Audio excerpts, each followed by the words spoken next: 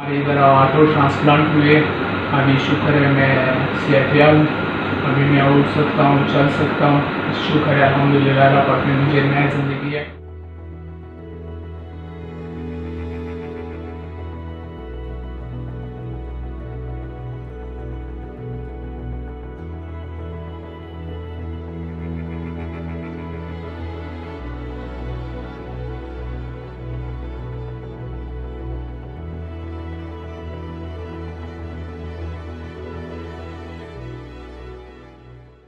इस ऑपरेशन में मरीज के जिगर को पूरी तरीके से मरीज के जिस्म से बाहर निकाला जाता है और उसमें मौजूद कोई भी रसौली निकाली जाएगी और फिर जो भी शरियाने हैं जो खून को हार्ट की तरफ लेकर जा रही होती हैं उनको हम रिकंस्ट्रक्ट करते हैं और दोबारा से लगा दिया जाता है।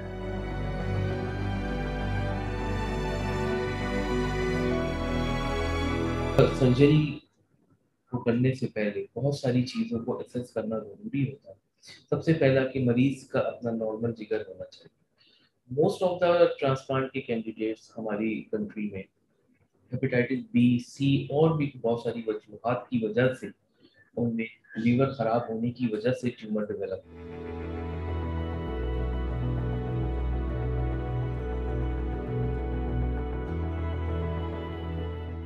ये एक बहुत ही चैलेंजिंग सर्जरी है।